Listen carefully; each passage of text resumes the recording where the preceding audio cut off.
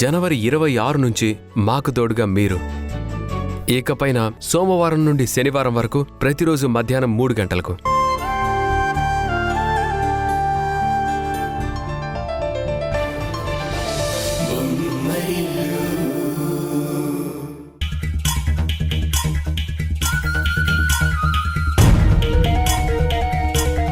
మరేం చేయమంటారు?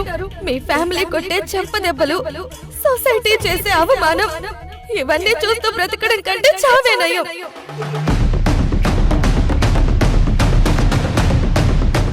నేను మీకోసం, మీ వారసుడి కోసం, మీ కుటుంబం కోసం చేస్తున్న త్యాగానికి గుర్తింపు ఏది?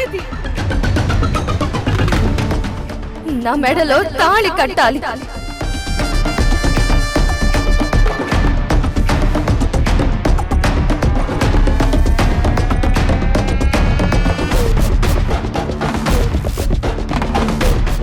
మనకి పుట్టబోయే బిడ్డ మీద ప్రమాణం చేసి చెప్తున్నాను, నీ మెళ్ళో నేను తాళి కడతాను.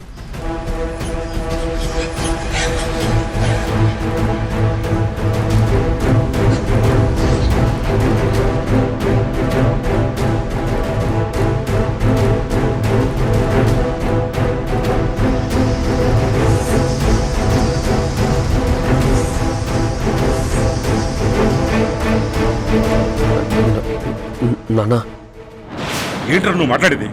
మొత్తం మాట్లాడుతున్నావా? అది కాదు నాన్న, నేను చెప్పేది వినండి. నేనే పరిస్థితుల్లో పల్లవికి మాట ఇవ్వాల్సి వచ్చిందో కొంచెం అర్థం చేసుకోండి. అర్థం చేసుకున్నాను కాబట్టే అరుస్తున్నారా? పల్లవి కోసం ఉష గొంతుకొస్తున్నావని అర్థం చేసుకున్నాను. ప్రేమించటం తప్ప బాధ పెట్టడం తెలియని ఉషని క్షోభ పెడుతున్నావని అర్థం చేసుకున్నాను. నువ్వే జీవితం అనుకుని బ్రతుకుతున్న ఉషాకి జీవితమే లేకుండా చేస్తున్నావని అర్థం చేసుకున్నాను.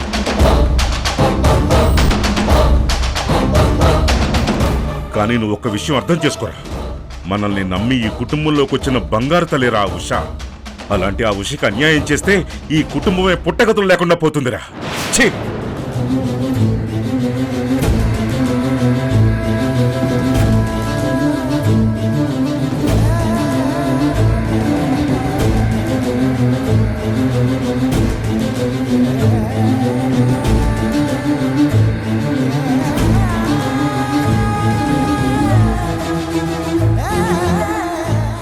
అమ్మా, నువ్వైనా నా బాధను అర్థం చేసుకో. నేనమ్మని కావడానికి ముందే ఆడదాన్నిరా. నువ్వొక్క ఆడదానికి అన్యాయం చేస్తూ నన్నేవని అర్థం చేసుకోమంటావు?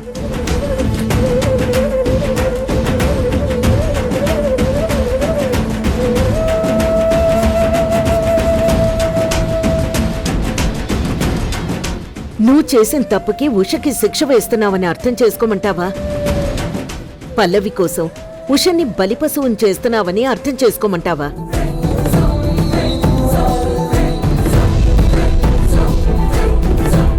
చెప్పరా, ఏం అర్థం చేసుకోమంటావు?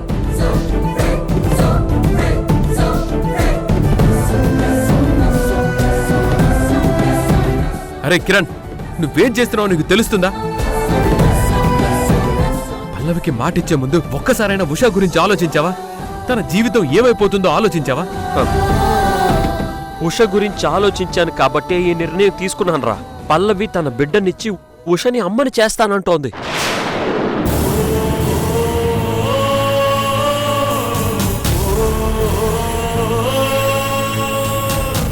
ఉషని ఒకళ్ళ అమ్మని చేసేదేంట్రా?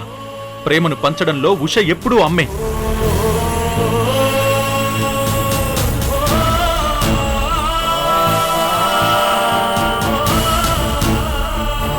వయసులో చిన్నదైనా మనందరినీ ఎప్పుడూ ఒక అమ్మలాగే కాపాడుకుంటూ వచ్చింది. అలాంటి అమ్మ మనసున్న ఉషకి అన్యాయం చేయడానికి నీకు మనసెలా వస్తుందిరా? నేనెంత చెప్పినా అర్థం చేసుకోరేంటి? నువ్వు ఉషకింత అన్యాయం చేస్తావని కలలో కూడా అనుకోలేదు కిరణ్. తప్పు చేస్తున్నావు కిరణ్, చాలా పెద్ద తప్పు చేస్తున్నావు. జీవితంలో వెనక్కి తీసుకోలేనంత తప్పు చేస్తున్నావు.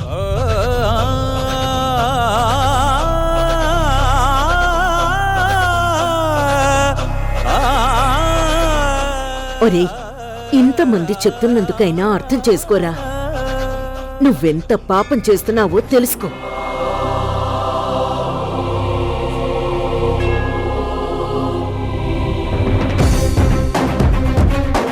నువ్వు చేస్తున్న తప్పని నీ అంతరాత్మ చెప్తూనే ఉంటుంది. కాదన్నిలా మొండిగా అందరితో వాదించటం నీ మూర్ఖత్వం.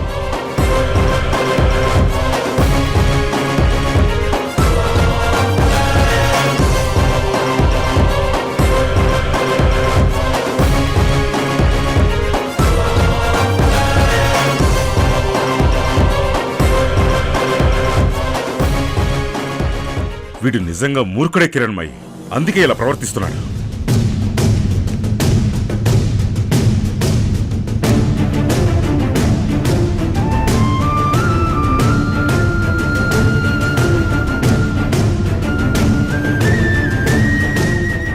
ఒక్కటి గుర్తుపెట్టుకో కిరణ్, నువ్వు ఉషాకి అన్యాయం చేస్తుంటే ఈ కుటుంబం చూస్తూ ఊరుకోదు.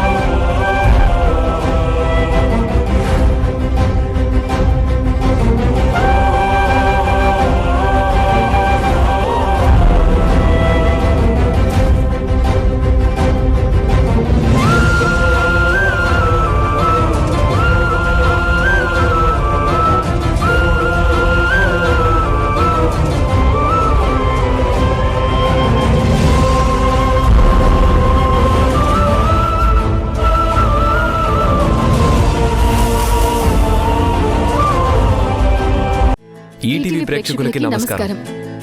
ఊర్మిళను ఎదిరిస్తూ మేం చేస్తున్న ప్రయాణానికి మీరు చూపిస్తున్న ప్రేమకి కృతజ్ఞతలు తెలుపుతూ ఇకపై జనవరి 26 నుంచి సోమవారం నుండి శనివారం వరకు ప్రతిరోజు మధ్యాహ్నం 3 గంటలకి మిమ్మల్ని పలకరించబోతుంది.